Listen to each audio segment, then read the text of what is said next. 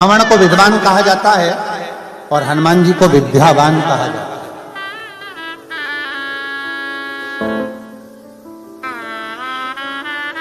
दो शब्द हैं।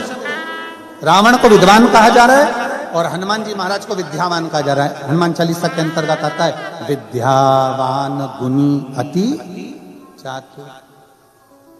हनुमान जी को विद्यावान कहा जाता है पर रावण को विद्यावान नहीं कहा जाता। वो बड़े विद्वान है, सारे शास्त्रों का ज्ञाता है, सब मर्म जानता है, सारी विद्या जानता है, सब कुछ अच्छा जानता है। उसके बाद भी रावण को विद्यावान नहीं कहा गया, उसको विद्वान कहा गया। क्योंकि पढ़ लेना एक अलग विषय, शास्त्र का अध्ययन कर लेना एक अलग विषय, पर उस शास्त्र को अपने भीतर उतार लेना, नम्रता धारण कर लेना, झुक जाना, प्रणाम कर लेना, नम्रता धारण कर लेना, ये रावण नहीं धारण कर पाया। ये धारण था श्री हनुमान जी महाराज।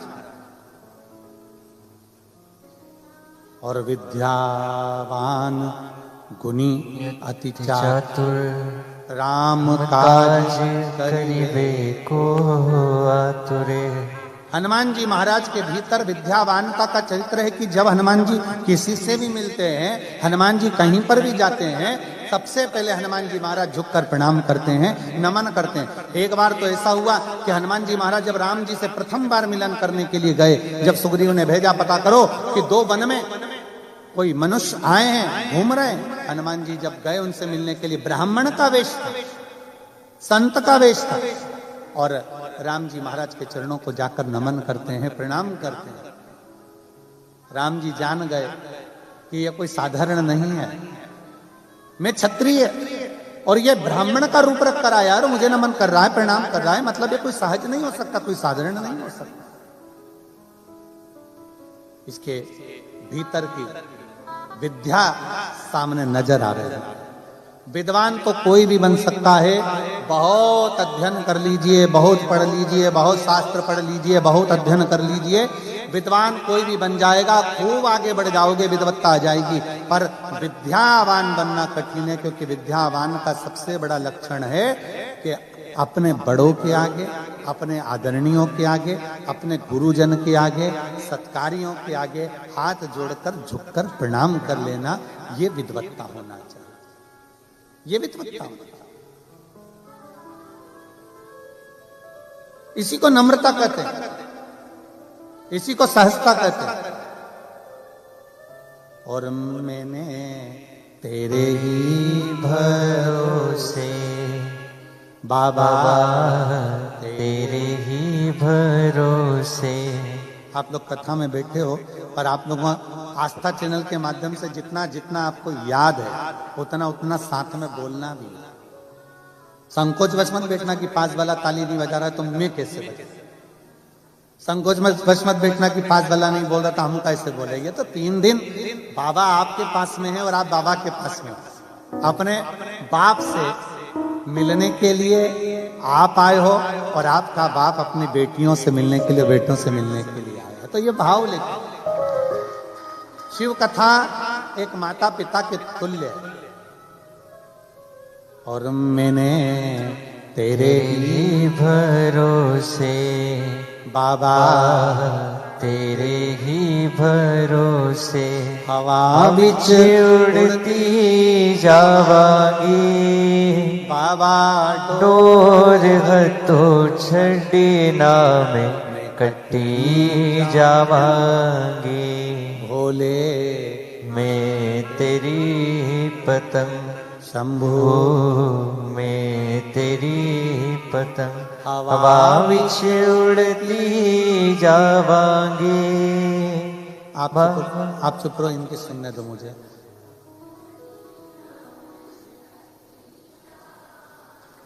भोले तेरी, शंभू में हवा बिच बाबा, डोर हथो छड़ी नामे कटी। बस यही भाव, एक नम्रता का विषय। देवराज नाम का ब्राह्मण है, ब्राह्मण कुल में जन्म लेने के बाद भी ब्राह्मण तत्व धारण नहीं करते।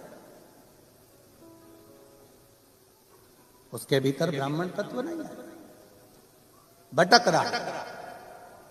ब्राह्मण कुल में जन्म लेने के बाद भी चोरी कर रहा है, ब्राह्मण कुल में जन्म लेने के बाद भी निंदा कर रहा है, ब्राह्मण कुल में जन्म लेने के बाद भी कपट कर रहा है, ब्राह्मण कुल में जन्म लेने के बाद भी छल और छिद्र में डूबा हुआ।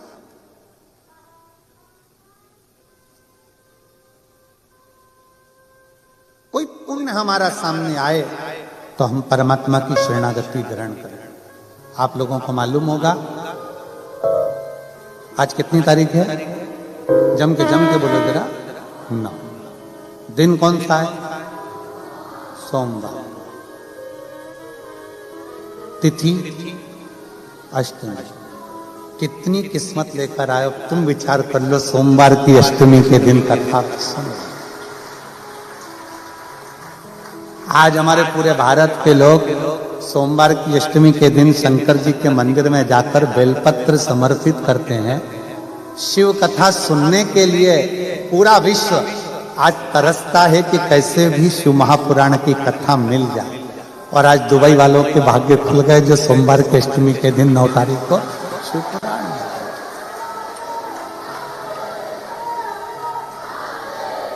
ये शिव कृपा, इसी को शंकर की करुणा कर, इसी को उदारता कर।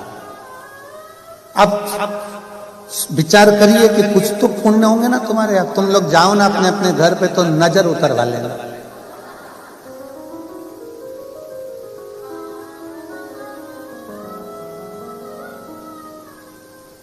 कोई तो पुण्य है और बड़ा प्रबल पुण्य है।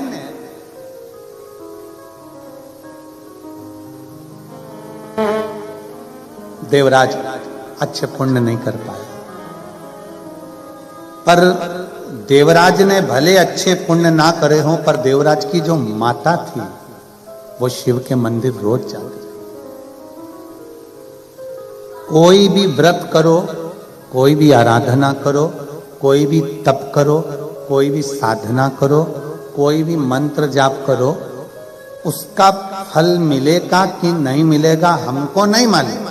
पर शिव महापुराण की विद्येश्वर संहिता कहती है कि शंकर के मंदिर की अगर देहली भी चढ़ गए, या शिव महापुराण की साक्षी में पहुंच गए, या शिव महापुराण की कथा सुनकर कोई निकल कर जा रहा है, उसके मात्र मुख का दर्शन हो जाए तो समझ लेना कि आपके सारे पाप नष्ट हो गए और आप परमात्मा की शरणागति ग्रहण करें।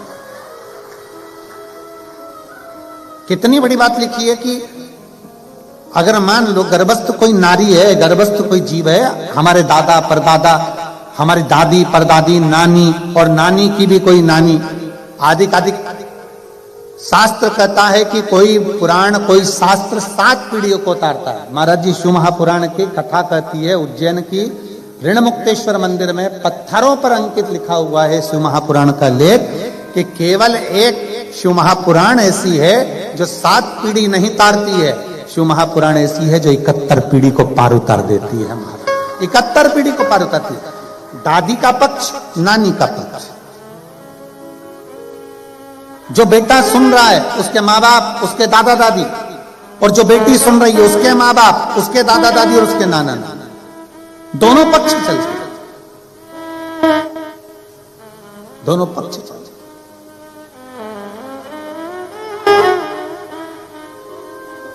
और कितना सुंदर लिखा है।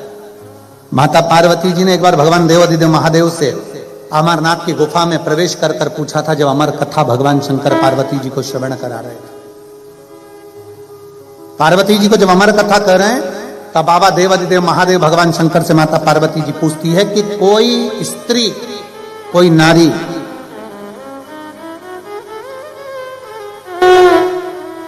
अगर कोई स्त्री, कोई नारी कोई व्रत, कोई साधना, कोई उपास करती है तो उसका फल उसके पति को, उसके बच्चों को प्राप्त होता है, स्त्री को प्राप्त होता है। क्या कोई ऐसी आराधना है, क्या कोई ऐसी पूजन है, कोई ऐसी आराधना है कि पति को तो फल मिले, पिता को फल मिले, पर साथ में उसके मायके के परिवार वालों को भी उसका फल प्राप्त हो? ऐसी कोई आराधना है क्या देवाधिदेव महादेव?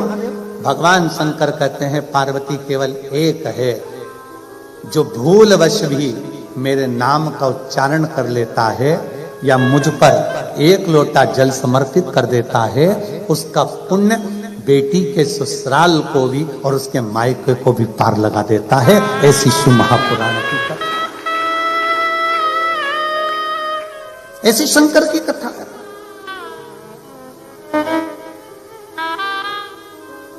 और आप और हम कथा का रसतत्व ग्रहण करने के लिए बैठे, जितनी मेरी जीजियां बैठी हैं, जितनी मेरी बेटियां बैठी हैं, जितनी मेरी माताएं बैठी हैं और जितने मेरे जीजा बैठे हैं,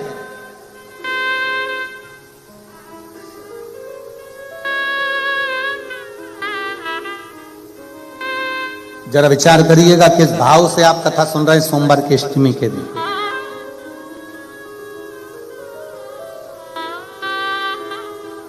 सही में इस कथा का नाम त्रिवेणी दिया तो वो त्रिवेणी सिद्ध भी हो गई। सोमवार, अष्टमी और शिव पुराण तीनों को मिला दो तो त्रिवेणी ही होगी। कुछ पुण्य आपके और हमारे रहे होंगे। एक बेटी ने पत्र में लिखा है,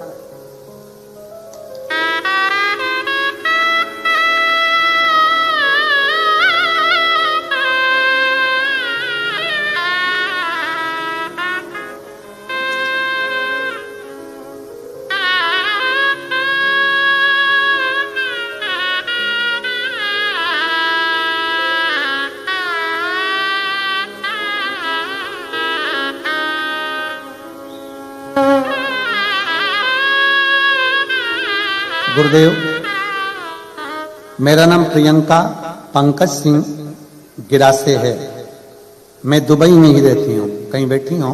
आप ही हैं? श्री शिवाय नमस्ते। हाथ हिलाओ एक बार। हर हर महादेव। हम 2021 से आपकी कथा सुन रहे हैं। अभी सिरपुर की कथा भी हमने सुनी। गुरुदेव, मैं बाबा से क्या प्रार्थना करूं? मेरे बाबा से जो मांगती हूं बाबा दे देता है। हम जब भी इंडिया जाते हैं कुबरेश्वर धाम सीहोर जरूर जाते हैं और बाबा को प्रार्थना कर कर आते हैं। 29 जुलाई को 2024 को भी हम सीहोर गए थे और वहां पर हमने भोजन भंडारा भी कराया था। गुरुजी, जिस दिन से हमें मालूम पड़ा कि यहां कथा दुबई में होने वाली है, मेरे पति की नौकरी दूसरी जगह चल रही थी। हम बाबा से प्रार्थना करने लगे, बाबा कुछ भी कर, पर एक काम जरूर कर कि ये एक काम जरूर कर कि जब ये दुबई की कथा रहे तो हम 3 दिन 9 से 11 दिसंबर तक यूएई में ही हम ड्यूटी दें और वहीं पर हम कथा भी सुने। और बाबा की ऐसी कृपा हुई गुरुदेव, हमारी ड्यूटी भी यहीं और कथा भी यहीं। ये बाबा की कृपा नहीं तो और क्या। आ जाओ, एक बेलपत्र ले जाओ। आ जाओ, आ जाओ। और भोले में तेरी पतंग, एक लाइन अच्छी लिखी है आप और हम गुनगुनाते हैं कि लुटा दिया भंडार काशी वाले ने, कर दिया माला माल काशी वाले ने। लुटा दिया भंडार काशी वाले ने, कर दिया माला माल काशी वाले ने। लुटा दिया, हाँ लुटा दिया, लुटा दिया, हाँ लुटा दिया, लुटा लिया भंडार काशी वाले ने, कर दिया माला माल काशी वाले ने। जो जैसी भावना लाया वो वैसा ही फल पाया, जो जैसी भावना लाया वो वैसा ही फल पाया।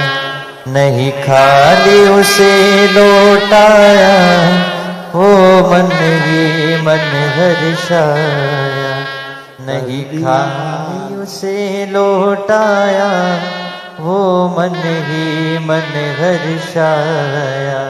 और कर दिया माला माल काशी वाले ने, लुटा दिया भंडार काशी वाले। शिव कृपा से, शंकर की उदारता से बेटी लिख रही है कि हम जो बाबा से कहते हैं, एक लोटा जल हम लोग अपने शिवलिंग पर चढ़ाकर जल को हम पौधे में समर्पित कर देते हैं गुरुदेव, पर बाबा से जो कहते हैं बाबा वो हमको दे दे। आप दिल से उसकी आराधना करते हो, दिल से प्रार्थना करते हो, दिल से उसको कहते हो, तो वो दिल से देता भी है। क्यों ना देगा? बस अपने हृदय से आप शिव को भजो। देवराज नाम का ब्राह्मण अच्छे कर्म से दूर था, अच्छा कर्म नहीं कर पाता, कभी ना भजन किया, ना कभी स्मरण किया, ना कभी कीर्तन किया। आप दिल से जहां बैठकर, जैसे बैठकर उसको भजते हो, वो दिल से स्वीकार करता है। दिल से भजो।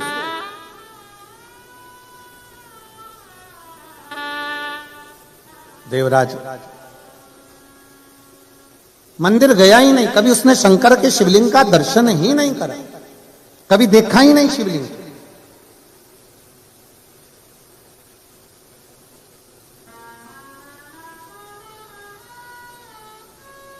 देवराज की पत्नी, बच्चे, कुटुंब, कबीला सब है, पर संगत का एक ऐसा असर पड़ गया कि देवराज एक वैश्या का संग पकड़ गया और उस स्त्री ने कह दिया, सुनो देवराज, मुझे एक स्वर्ण हार चाहिए। बिंदु और देवराज दोनों की कथाओं का क्रम एक जैसा, एक जैसा। मुझे एक स्वर्ण हार चाहिए, जो रानी के गले में हार पड़ा हुआ है वो रानी के गले का हार मेरे को ला कर दो। अब देवराज ने विचार करा और फिर निवेदन है, पत्नी जो होती है वो कभी भी आपको कर्जे में डूबता हुआ नहीं देखना चाहेगी, पर आप अगर गलत विचार से, गलत सोच से, पर स्त्री से अगर जुड़ रहे हो तो वो स्त्री आपको थोड़ा ना थोड़ा, कहीं ना कहीं गलत कृत्य में डुबाती चली जाए।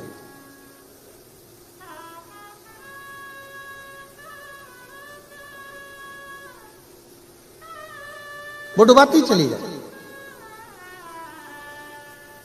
इस दुबई की एक बात बहुत अच्छी है महाराज कि यहां अगर आप रोड पर कहीं थूक नहीं सकते, रोड पर कहीं सिगरेट, तंबाकू, बीड़ी कुछ आप पी नहीं सकते, मदिरा आदि भी रोड पर कहीं पी नहीं सकते। और हम तो कहते हैं ऐसा होना चाहिए अपने भारत में भी।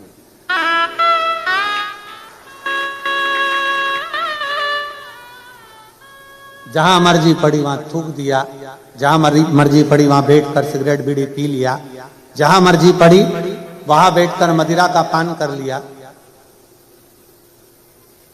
दुबई की ये, यूएई की ये बात सबसे अच्छी है कि कहीं ना कहीं व्यसन को, क्राइम को कोई गलत सोच कर कर आता है, कोई गलत विचार कर कर आता है, तो कम से कम इस भूमि पर इन चीजों पर कंट्रोल करा गया,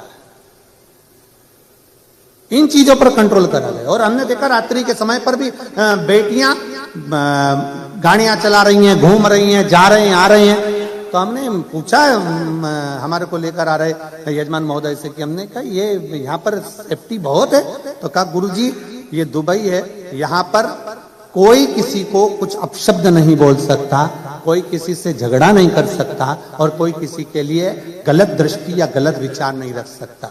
और ये होना चाहिए बेटियों की सुरक्षा के लिए और जनमानस की रक्षा के लिए, बहुत जरूरी, बहुत जरूरी। हर हर महादेव। ये बहुत जरूरी है और होना चाहिए। आज गलत जरा जरा से बच्चे नशे में डूबते चले जा रहे हैं, जरा जरा से बच्चे गलत विचारों में डूबते चले जा रहे हैं, गलत गलत उनके भीतर भाव उत्पन्न होते चले जा रहे हैं। उसका रोकथाम होना जरूरी है, बहुत जरूरी है। शिव कथा कह रही है, भगवान शंकर का चरित्र कर रहा है, भगवान शंकर का आनंदमय चरित्र वर्णन कर रहा है। देवराज एक स्त्री के चक्कर में पड़ गए, देवराज एक स्त्री के चक्कर में, और उस स्त्री ने देवराज से कह दिया कि मुझे जो रानी के गले में हार पड़ा हुआ है, जो रानी के गले में हार है, वो हार मुझे ला कर दो। अब देवराज विचार करा कि वो हार लाकर दूं तो दूं कैसे, चोरी ही करना पड़ेगी।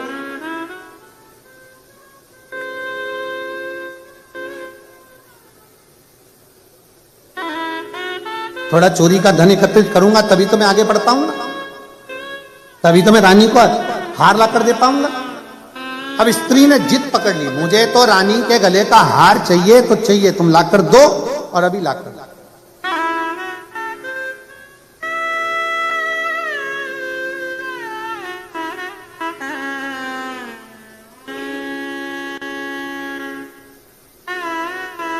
अब कभी कभी कोई कोई व्यक्ति ऐसा होता है कि जिद पकड़कर बैठ जाता है। जैसे एक व्यक्ति नाई की दुकान पर गया, खबास की दुकान पर, और नाई की दुकान पर जाकर बैठ गया, और नाई की दुकान पर बैठा और नाई आया कैंची लेकर, कंघा लेकर बाल काटने के लिए।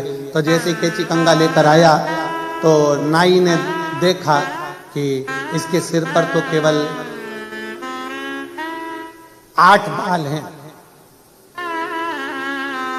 कितने बाल है? केवल 8।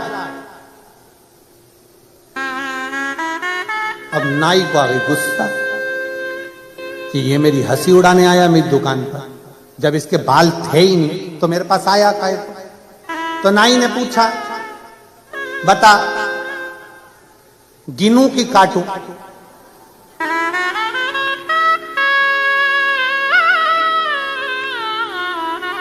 अब नाई पूछ रहा है, बता जल्दी से, गिनूं कि काटूं? अब वो व्यक्ति बोला, कलर कर दे, न गिन न काट, वो 8 तू कलर कर। अब होता कोई कोई, अब स्त्री ने जिद पकड़ कर बैठ गई कि मुझे तो वो हार चाहिए तो चाहिए, लाओ जाओ जाकर लाके दो मुझको।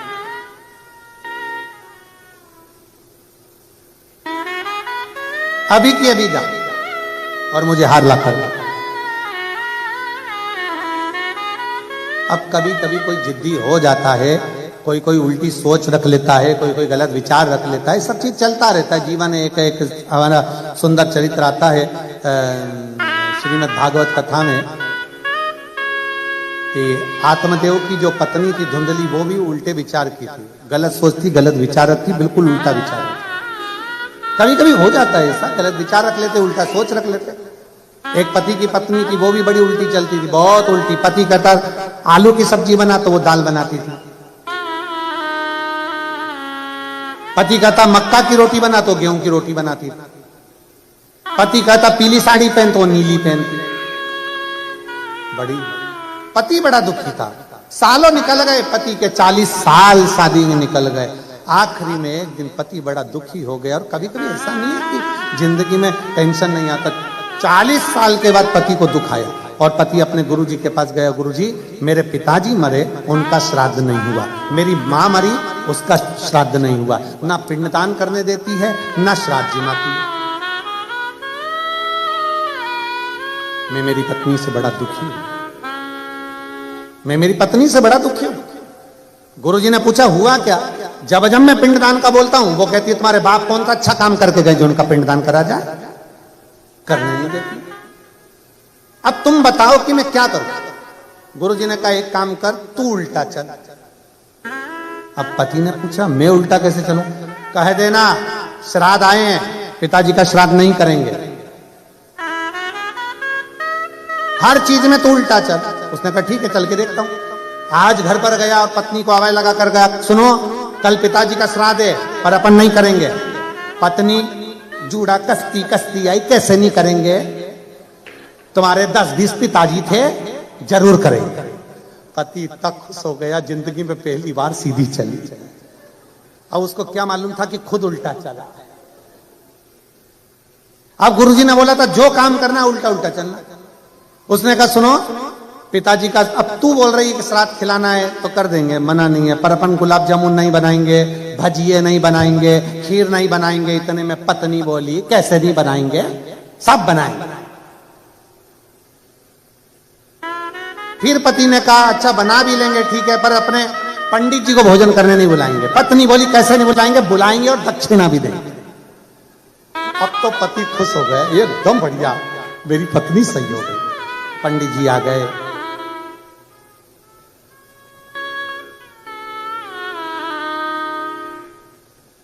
खाने के लिए बैठ गए। अब पंडित जी को क्या मालूम था कि इसको भोजन करने बैठना है तो उल्टा चलना है। पंडित जी के पास में वो खीर की पूछे नहीं आई और पंडित जी ने कह दिया हाँ ला दो। अब ये उल्टी चल गई, कैसा हपसी है, सब खा गया। पंडित जी उठ के भागे। पति को बड़ा दुख हुआ, गुरुजी के पास गया, मेरा सारा करा धरा पानी फिर गया गुरुदेव, इससे मेरा पीछा छुड़ा दो। गुरुजी ने कहा सीधी सीधी बात है, हरिद्वार लेकर चले जा नहाने के लिए। वो जाएगी ही नहीं, कह देना पूरा गांव का लोग जा रहा है, अपन भी चलते हैं। इसने जाकर कह दिया सुनो, गुरुजी ने जो जो बताया वैसा वैसा करा। सारे गांव के लोग हरिद्वार नहाने जा रहे हैं, अपने पास टाइम नहीं है, मेरे को नौकरी से फुर्सत नहीं है। पत्नी बोली कैसे नहीं जाएंगे, 40 साल शादी के हो गए, कहीं नहीं लेकर गए हो, चलो मुझे गंगा नहाने लेके चलो। हरिद्वार ले गए। गुरुजी ने कहा था ये नीचे नहाने जाए और तू इतना कह देना आगे मत जा।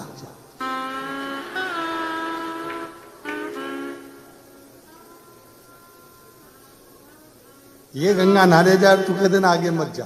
और ये नहाने के लिए नीचे गई गंगा जी में, और पति चिल्ला कर बोला आगे मत जाना। पत्नी की बोली जाऊंगी जा।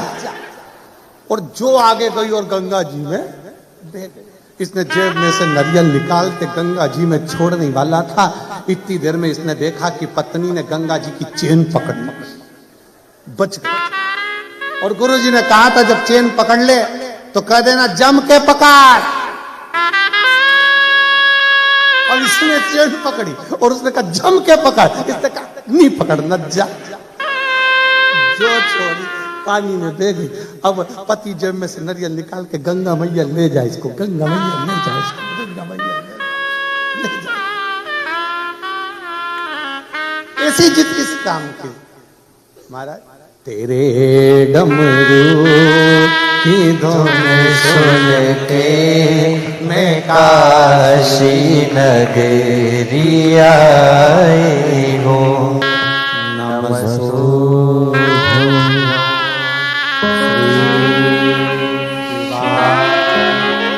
नमस्तु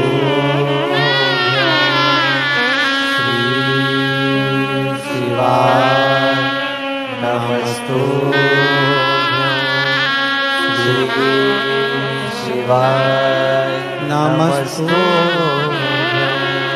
भोला सब दुख काटो भारा।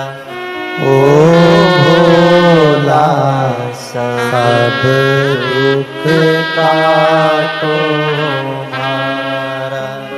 शिव शंकर जपूं तेरी माला, भोले बाबा जपूं तेरी माला। भोला सब दुख काटो भारा।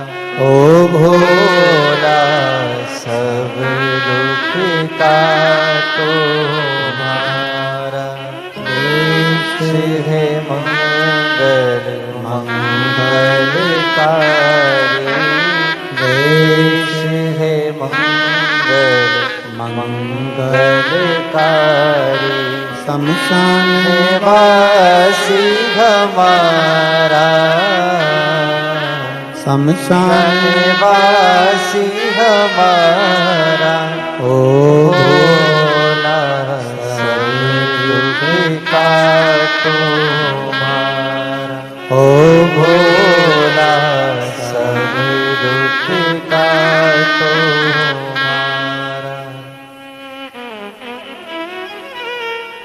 भगवान देवाधिदेव महादेव शिव का चरित्र कह रहा है। भगवान शंकर की पावन कथा कह रही है। देवराज गलत व्यसन में गलत जगह पर डूब गए।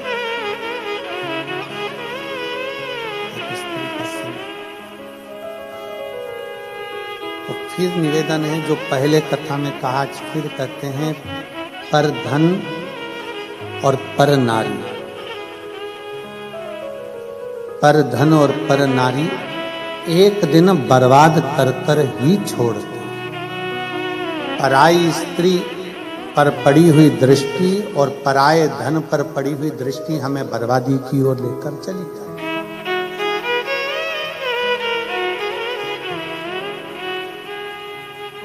पर धन और पर नारी हमें गलत मार्ग की ओर लेकर ही जाएंगे और एक दिन डुबा कर ही मानेंगे, निश्चित है। शिव कथा कर रही, शिव महापुराण का चरित्र कर रही।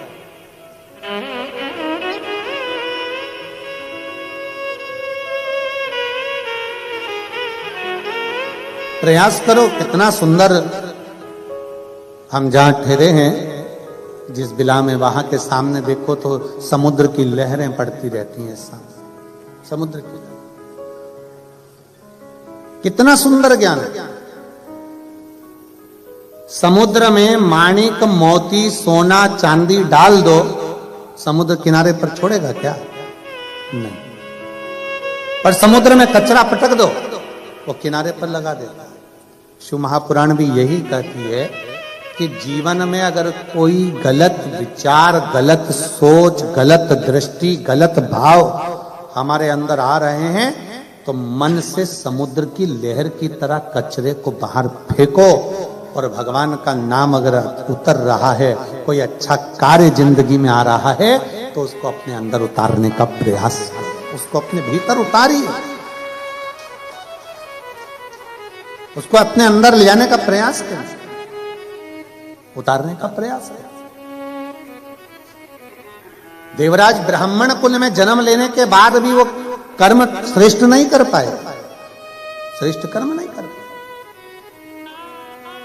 भले जन्म ब्राह्मण कुल में हो गया पर विचार शुद्ध ना बन पाए। कहीं पर भी रहो, कैसे भी रहो, देश में विदेश में जहां मर्जी पड़े, कहां रहो, पर श्री शिवाय नमस्तुभ्यम कहते रहो। तुम्हारा मन पड़े जहां रहो, पर हृदय से, फिर वही बात आती, शिक्षा और संस्कार अपने जाना नहीं चाहिए। शिक्षा और संस्कार अपने समाप्त नहीं होना चाहिए, वो हैं और अंदर उतारते रहो उसको, और उतारिए। देवराज व्यसन में भी पड़ गया, देवराज स्त्री के चक्कर में भी पड़ गया, चोरी करने के लिए रानी के घर में प्रवेश कर गया। और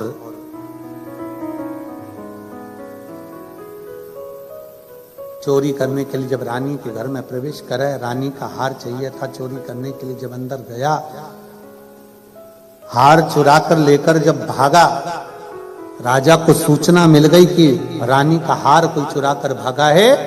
पीछे पीछे पीछे पीछे दूतों को लगा दिया, पीछे पीछे दूतों को लगा दिया। चोरी का हार लेकर कहां जाता, कहीं छुपने का स्थान नहीं मिला। एक शिवालय था, शंकर जी का मंदिर, उसको लगा ये टूटा फूटा मंदिर है, शिवालय है, उसके अंदर प्रवेश कर गया।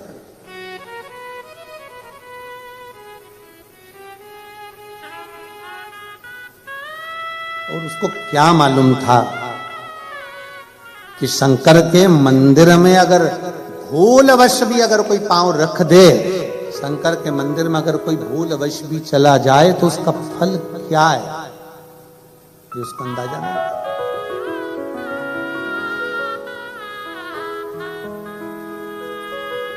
प्रवेश कर गया, शिव कथा का स्मरण चल रहा था। कोई एक बुजुर्ग ब्राह्मण बैठकर कथा का वाचन कर रहे थे, बीच बीच में चिल्ला रहे थे, हर हर। थोड़ी देर में कथा हो, हर हर। पहले हमारी भी आदत थी, हम भी चिल्लाते थे, बीच बीच में हम भी बोलते थे कि दीन बंधु दयालु दया कीजिए, जो दोनों हाथ उठाकर हर हर महादेव नहीं बोले उसको उठा लीजिए, पहले हम भी बोलते थे। पर हमने बोलना बंद कर दिया जब से लोगों ने पत्र लिखना चालू करे। एक व्यक्ति ने पत्र में लिखकर बोला, गुरुजी हम गाड़ी चला रहे होते हैं, हेडफोन में कथा सुन रहे होते हैं और आप बोल देते हो कि जो हर हर नहीं बोले उसको उठा लीजिए, तो हमको गाड़ी खड़ी करना पड़ती है, दोनों हाथ से पहले बोलना पड़ता हर हर महादेव, फिर गाड़ी बढ़ाना पड़ती है। लोग देखते हैं अच्छा नहीं लगता, लोग समझते हैं इसको मिर्गी का दौरा मोरा आ गया।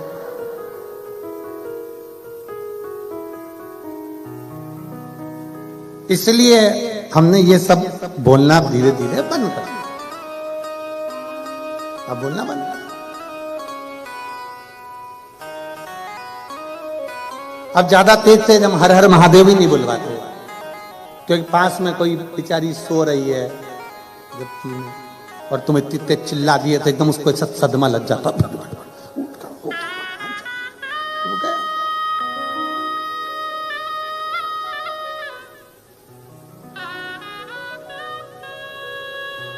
कभी कभी ऐसे चीजें हो जाती है महाराज जी।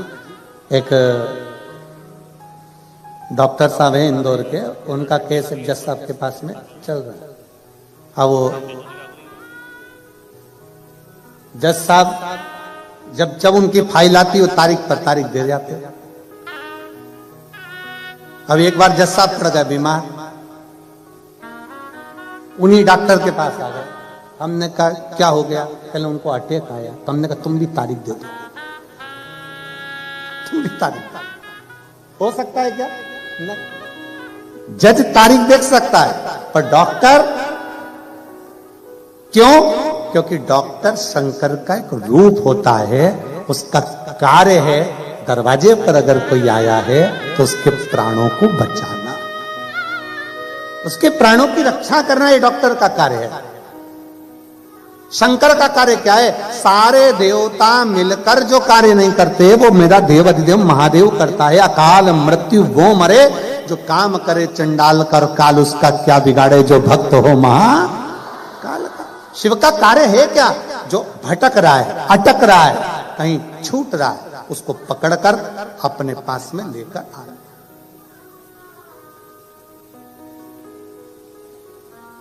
शंकर भगवान का कार्य क्या है?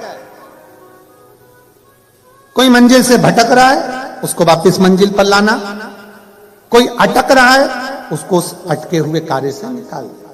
वो कहते हैं ना, अटका हुआ मेरा सारा काम हो गया,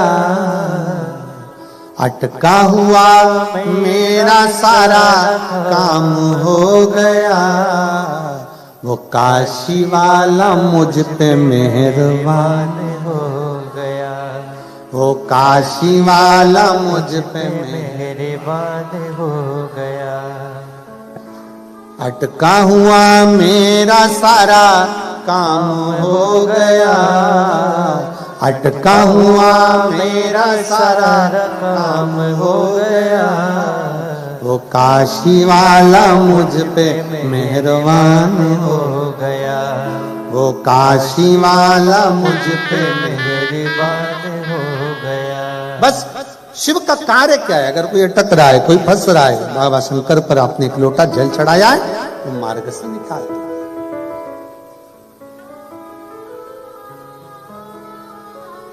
अभी वो जीजी आई थी, वो कह रही थी गुरुजी मंदिर के अंदर जाकर लोटा भर के जल चढ़ा नहीं सकते, इसलिए हम घर में मट्टी का शिवलिंग का निर्माण कर कर बाबा को एक लोटा जल चढ़ा देते हैं और बाबा हमारे जल को स्वीकार कर कर हमारा कार्य कर देता है। यही प्रेरणा कौरव और पांडवों का जब युद्ध प्रारंभ हुआ था, कौरव और पांडवों का युद्ध जब कुरुक्षेत्र की भूमि पर होने जा रहा था, एक रात्रि के पहले पूरी सेना कुरुक्षेत्र की भूमि पर पहुंच गई थी। एक तरफ कौरव, दूसरी तरफ पांडव, दोनों तरफ। भगवान कृष्ण ने देखा कौरव और पांडवों का युद्ध होने वाला है, रात्रि के समय पर मेरा द्वारकानाथ, मेरा द्वारकाधीश पांडवों के कक्ष में पहुंच गए। सारे पांडवों को एक जगह एकत्रित कर लिया। सारे पांडवों को एक जगह एकत्रित करा और एकत्रित कर कर कहा, पांडवों, अर्जुन, युधिष्ठिर, नकुल, सहदेव, भीम, सुनो, सामने योद्धा हैं और बड़े बड़े शूरवीर योद्धा हैं, और मैं जानती हूं कि तुम भी, भगवान कृष्ण कहते हैं, मैं जानता हूं कि तुम भी साधारण नहीं हो, तुम भी बड़े शूरवीर योद्धा हो। उधर भी वीर योद्धा हैं, तुम भी वीर योद्धा हो, तुम दोनों का युद्ध हो चलेगा, उस युद्ध में तुम जीत सकते हो। सामने जो वीर योद्धा हैं उनसे युद्ध लड़ोगे, उस युद्ध में तुम जीत जाओगे। पर अर्जुन, कौरवों की सेना में योद्धाओं के अलावा कुछ संत, कुछ साधु, कुछ सन्यासी, कुछ तपस्वी, कुछ व्रती, जिन्होंने जिंदगी भर तप और बल इकट्ठा करा है, गुरु द्रोणाचार्य जैसे, अक्रूर जैसे, ना जाने कितने कितने भरे पड़े हुए हैं। इतना उनका तप बले, इतना तप बले कि तुम्हारे बाणों के आगे उनके तपबल का कुछ नहीं बिगड़ सकता। उनकी ओर से 33 कोटि देवता भी युद्ध करने के लिए कुरुक्षेत्र में होंगे।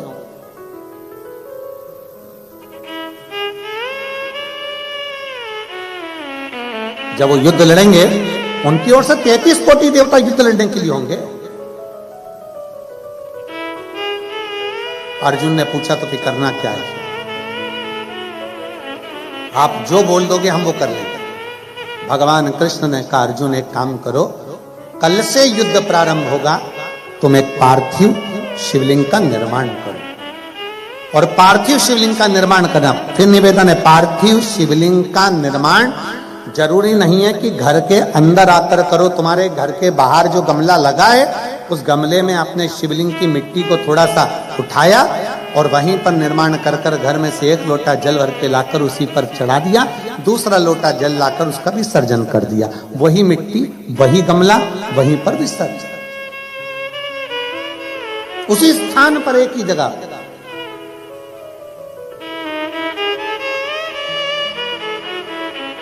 शंकर भगवान से सरल भक्ति किसी की नहीं है। अन्य देवताओं को लड्डू पेड़ा चाहिए, जलेबी, कचौड़ी, भजिया, 56 भोग लगाना पड़ते हैं। शंकर भगवान को कौन सा 56 भोग लगता है? कुछ नहीं। अन्य देवताओं को बहुत सारा श्रृंगार चाहिए, शंकर भगवान को कोई श्रृंगार की जरूरत नहीं, वो तो खुद ही सुंदर है। कर्पूर गौरम करुणावतार, स्वयं सुंदर।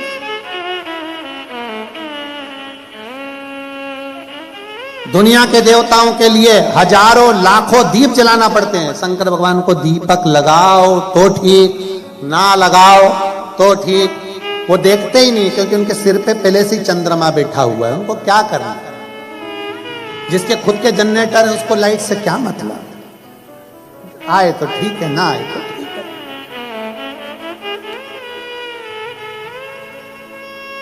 शिव जी को वस्त्र आभूषण से मतलब नहीं है। शंकर भगवान के गले में सांप पड़ा है, बिच्छू पड़ा है, मृग चर्म पहने हुए हैं, साला दुशाला लपेटे हुए हैं, और तन पर राख भस्म लपेटी पड़ी हुई है। उन्हें कोई मतलब नहीं कि तुम क्या लगा रहे हो, क्या कर रहे हो, कोई मतलब नहीं। शंकर शंकर, यो घड़ी है, तपस्वी तपस्वी, उसको कोई मतलब नहीं, उनको कोई मतलब नहीं। कितना सरल। भगवान कृष्ण ने कहा कि कौरवों की सेना की ओर से बड़े बड़े तपस्वी, साधक, उपासक, बड़े बड़े नियम धारण करने वाले युद्ध लड़ने के लिए सामने होंगे, और अर्जुन दूसरी तरफ तुम और 5 पांडव तुम होगे, तुम्हारी सेना होगी। वीरों से लड़ना सरल है, पर तपस्वियों से लड़ना कठिन है। इन तपस्वियों से कैसे लड़ोगे? उन्होंने जो जप करा, तप करा, साधना करी, उनकी ओर से लड़ने के लिए 33 कोटि देवता आएंगे और वो युद्ध लड़ेंगे। तुम क्या करोगे? तुम्हारे पास में कौन नहीं? भगवान अर्जुन ने पूछा, प्रभु आप बताओ। अर्जुन कहता है, आप बताइए मैं क्या करूं? भगवान कृष्ण ने कहा, अर्जुन कल युद्ध प्रारंभ हो, उसके पहले एक काम करो कि पार्थिव लिंग का निर्माण करो। पार्थिव लिंग का नहीं।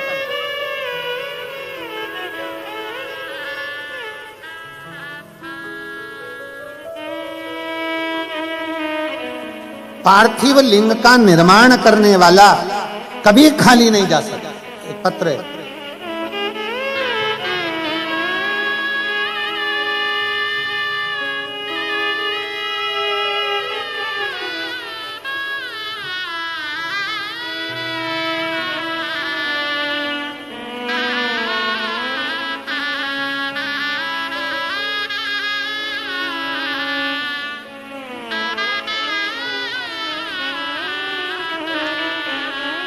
मेरा नाम सारिका जितेंद्र तंबोली, मैं रहवासी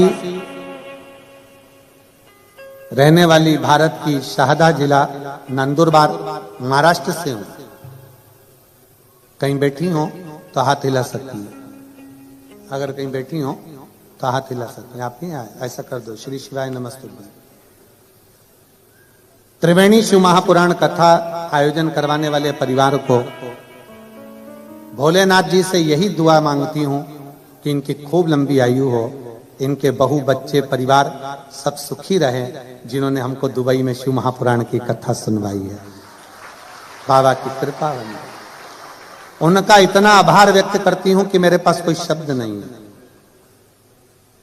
होटल वाले भाई और सभी कर्मचारियों का भी मैं बहुत आदर से उनको धन्यवाद देती हूं, आज हमें इस पवित्र कथा का लाभ दिलवाया। कभी नहीं सोचा था कि दुबई की भूमि पर शंकर भगवान का हर हर महादेव का घोष करेंगे, पर आज करने का मौका मिला। मुझे दुबई में कथा सुनने का लाभ मिला। गुरुदेव, पार्थिव लिंग निर्माण का क्या वर्णन है। फरवरी 2023 में रुद्राक्ष महोत्सव सीहोर में शामिल होने के लिए इच्छा थी। उस समय मेरी दीदी के साथ निकली थी। सर्वप्रथम ओमकारेश्वर में आए, वहां पर दर्शन करने के बाद हम उज्जैन अवंतिका नगरी गए। महाकाल बाबा का दर्शन कर फिर हम सीहोर पहुंचे।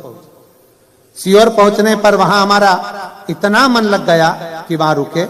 सूचना मिली कि वहां भीड़ बहुत ज्यादा है, भगदड़ सी स्थिति है, तो हम एक साइड रुक गए।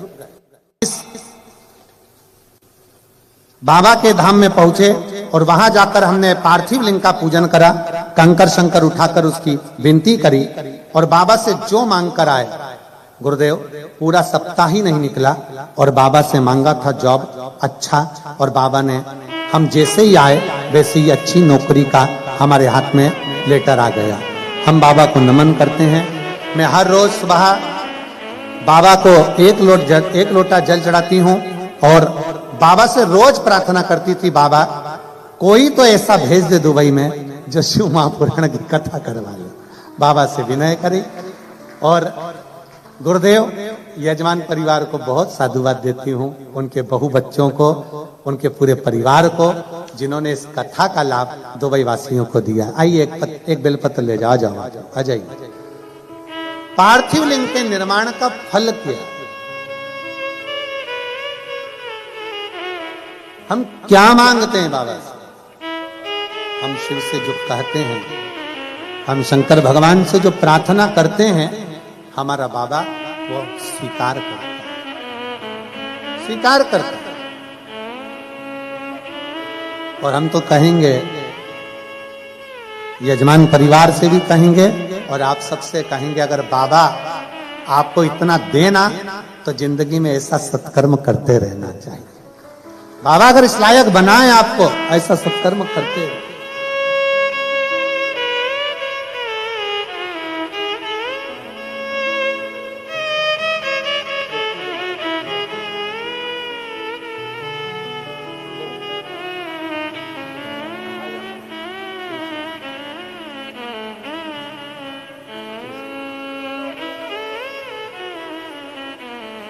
तेरा ही दिया मैंने खाया पिया है, तेरा शुक्रिया है, तेरा शुक्रिया है। मुझे भोले बाबा ने बहुत दे दिया है, तेरा शुक्रिया है, तेरा शुक्रिया। ये जायदाद दी है औलाद दी है, ये जायदाद दी है औलाद दी है। मुसीबत में हर वक्त इमदाद दी है, मुसीबत में हर वक्त इमदाद दी है। तेरा ही दिया मैंने खाया पिया है, तेरा ही दिया मैंने खाया पिया है। तेरा शुक्रिया है, तेरा शुक्रिया है। मुझे भोले बाबा ने बहुत दे दिया है, तेरा शुक्रिया है, तेरा शुक्रिया। बस उसको साधुता देते। शुक्राना और मुस्कुराना दोनों जरूरी है। धन्यवाद देते रहो और जिंदगी में मुस्कुराते रहो। धन्यवाद भी दो और मुस्कुराओ भी। ऐसा भगोने जैसा मुंह लेकर कभी मत रहो। भगोने जैसा कई लोगों की आदत रहती।